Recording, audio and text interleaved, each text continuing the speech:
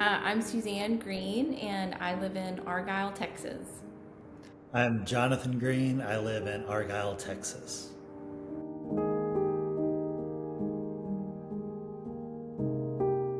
Before we learned that Ezra had a tic disorder, our life was kind of chaotic, maybe with him. Unsettled is more of a word I would use. He had different things going on. For instance, we noticed he would shrug a shoulder when he was probably 3 or 4, and that progressed into he would do a lot of eye blinking and then raising his eyebrows, and his sleep was really disrupted. He would take hours to go to sleep at night, and we had to have certain things of everything a certain way. And then his tics began to progress, and I just viewed them as habits that we needed to help him break. And looking back on that, that was it was really hard for him because he didn't have any control over those things that he was doing. And we just kind of had a lot of questions and didn't put any of the puzzle pieces together. But we're really frustrated because we didn't have solutions to any of the issues that we thought were all separate issues. I think before we knew our son had a tic disorder, for me personally, I had a hard time differentiating between what was a habit and what was something that was part of growing up. It helped a lot when we got the diagnosis because then we weren't blaming it on something that it wasn't. So I think for us, actually saying it out loud and having a diagnosis was extremely helpful. Where I know other people that think, well, once you give it a name, then it's some form of disability. But for us as a family, what it did was it gave us hope that we could now deal with it because we knew what it was.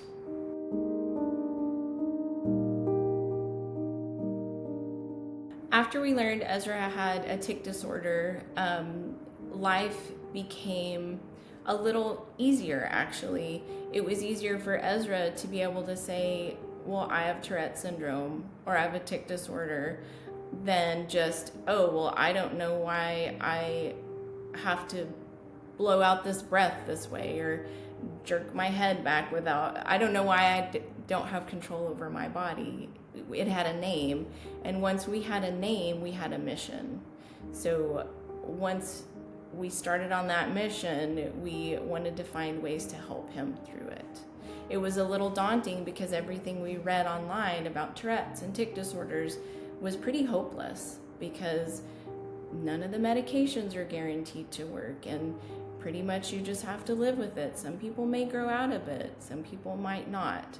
But overall, we were more focused on helping Ezra and trying to find ways to help him.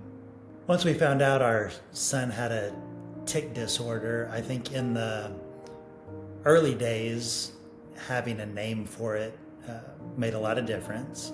I would admittedly say that as we started working with Dr.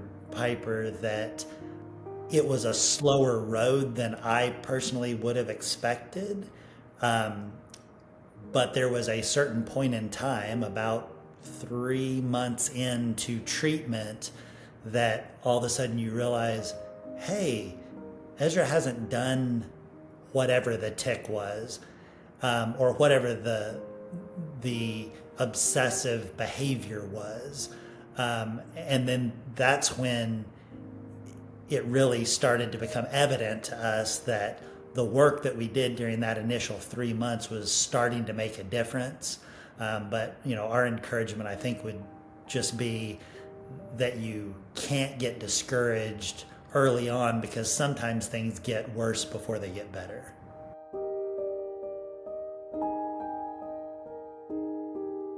My wife discovered regenerating health, but prior to that, we had gone down a path of trying anything and everything that we read about, heard about, and nothing was working. And some of it seemed super far fetched. And I'm very analytical by nature, and I just couldn't see the science behind a lot of things that we were attempting.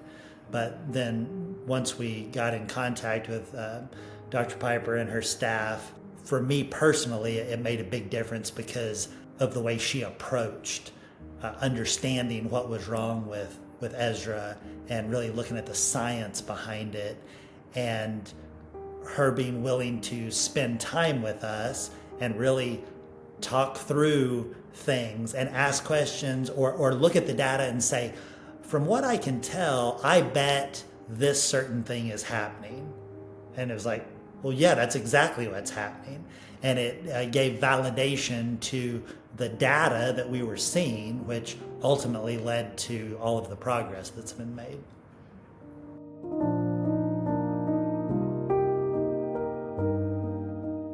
After working with Dr. Piper, Ezra has control of his body and his emotions and so many different parts of his life that he didn't before. I can remember the first time I watched Ezra walk down the stairs normally without, doing his pattern, and walking across the room without ticking all the way across the room.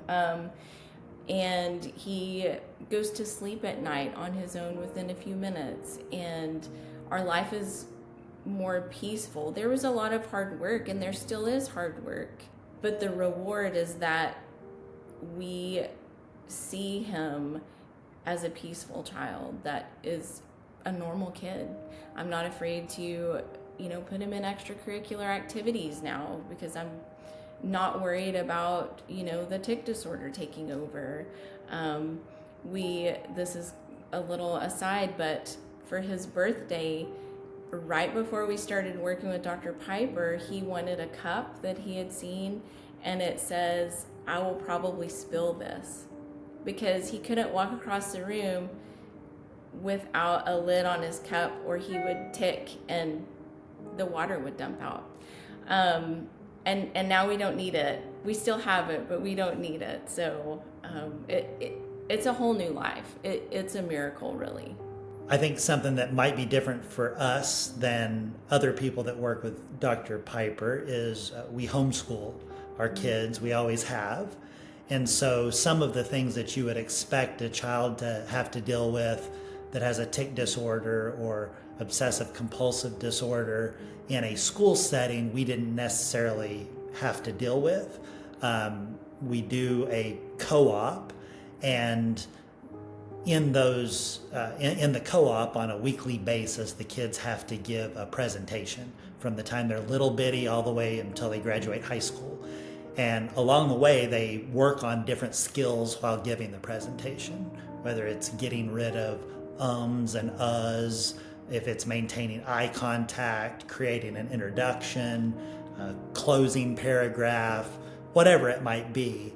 And for Ezra, before we started working with Dr. Piper, those were a struggle, whether he realized it or not, just to stand there still and not have tics and be able to not catch his breath and all of the things that went along with it. And now he can stand up, give a presentation as well, if not better, than any of the other kids in the class that didn't start with a tic disorder.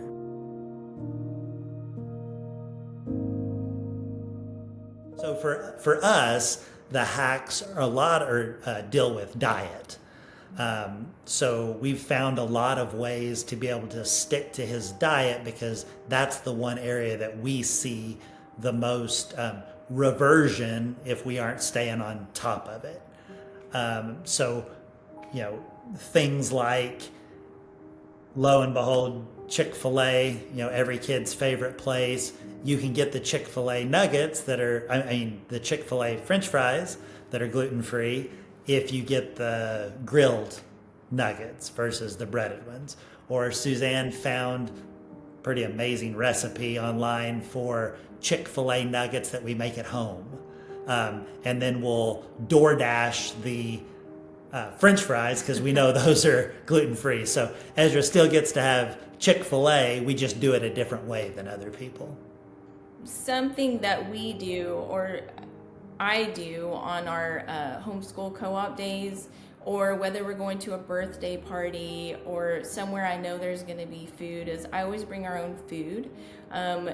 In the co-op, they hand out candy multiple times during a class, and the store-bought candy is a no-no for us, so I bring Ezra's treats, whether it be his homemade treat or a low sugar, dye free, all the freeze candy, and I give it to the teacher, and when she hands the candy out, Ezra gets his own candy, and he's even converted a couple of the kids to his candy. So that's one of the things that we do that makes life a little easier.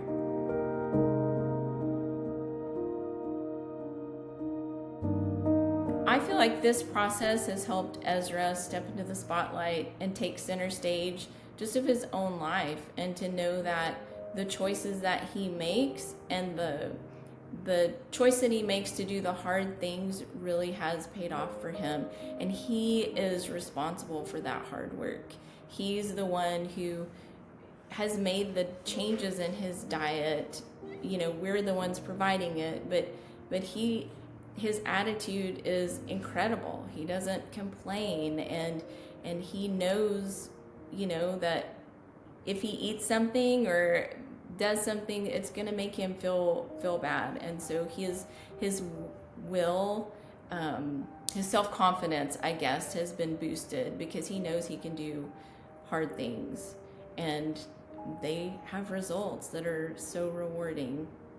I guess I would say when you're at the beginning of the process, it seems daunting. It seems like there's no way that we can do all of this. But seeing now that we're 2 years in and we're seeing the benefits of the process, it's worth all the hard work. It is worth changing your diet. It's worth not being able to eat out at your favorite restaurants. It's worth your child not getting the candy or the same treats that everyone else gets, because you'll see results in your kids. They'll feel better and they'll get their life back, and it's just brought so much peace to our house. Thank you, Dr. Piper.